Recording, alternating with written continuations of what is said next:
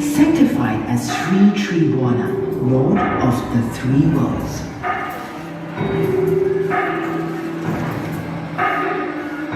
One day, he decides to leave Panemba, setting off across the waters in search of a new realm.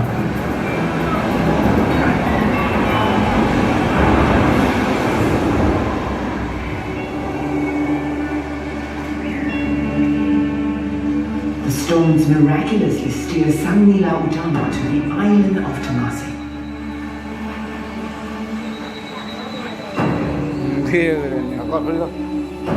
ব্যাখ্যানি করে কি করুন ধরেন ব্যাখ্যানি কর ধরেন হ্যাঁ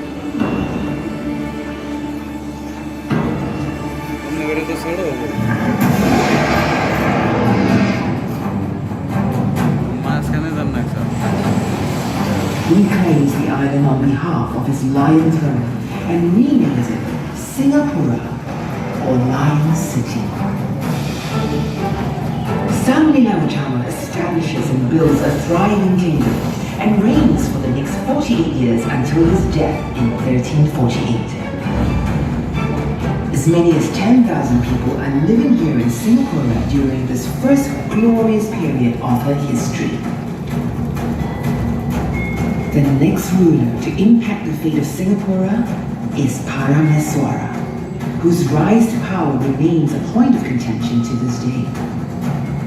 In one historical account, Parameswara is a Palembang prince who flees to Singapore after a failed rebellion, but returns to kindness by killing his host and taking over the throne. Or shall we remember him instead as Iskandar Shah, believed to be the direct descendant of Sangila Utama? Despite his strong rule, he struggles to make Singapore flourish. The port is crippled by stormy squalls, smashing into the harbor, lashing and ripping apart ships more than. Singapore is dubbed a falsa demora, or a false sanctuary by the Portuguese. But what causes Iskandar Shah's eventual downfall appears to be a personal vendetta. He accuses a concubine of adultery and humiliates her in public. This leads to the woman's father, Iskandar Shah's chief minister, exacting revenge by plotting with enemy forces from Majapahit. Forced to flee for his life, Iskandar Shah heads north, finding refuge in Malacca. Thus, the kingdom of Singapore loses the last of its 5 kings, dimming the island's first golden age. But Iskandar Shah starts afresh by founding the Malacca Sultanate, establishing it as one of the most important in Southeast Asia. As Malacca's fortunes continue to rise, China takes a keen interest in this region, sending Admiral General to explore opportunities. New China formalizes relationships with Malacca and grants it protection from Ayutthaya and Majapahit forces.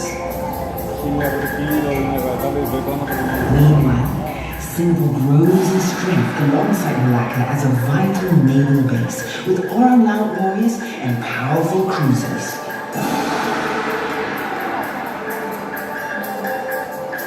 Halfway across the globe, the rounding of the Cape of Good Hope draws a new wave of voyages to Southeast Asia, signaling the European age of discovery. The Portuguese arrive and seize Malacca in a bloody battle. The Sultan of Court is forced to move to modern-day Johor. Singapore returns to the limelight as a base of anti-Portuguese resistance and also a Shah-Bandari, or trading post. Then the Dutch arrive, breaking the Portuguese stronghold in this region. An incident in Macau, the 17 Dutch sailors are executed by Portuguese, triggers retaliatory attacks. In Singapore, a Dutch explorer named Admiral Jacob van Heemskerk ambushes Portuguese ships laden with goods from China and Japan. He prepares an unprecedented plunder of the Santa Catarina, a ship filled with precious cargo of musk, Chinese raw silk, and porcelain.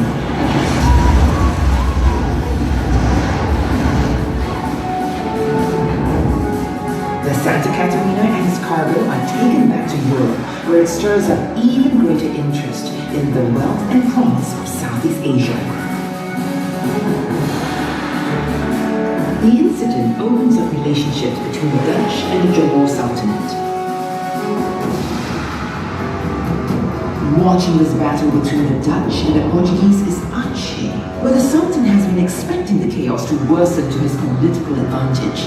When that does not happen, Aceh decides to launch an attack on Johor. Over 20,000 warriors are dispatched by sea to attack Johor and Singapore. The Orang Lao warriors in Singapore, fiercely loyal to the Sultan, pull up a desperate defense.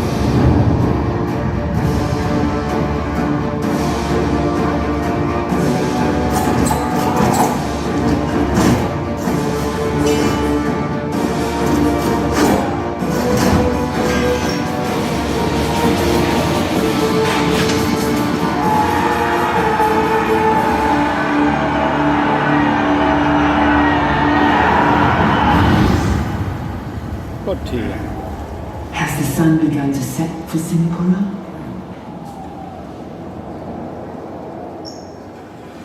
Ladies and gentlemen, please proceed this way for X2 and 3. Thank you. Okay, finish.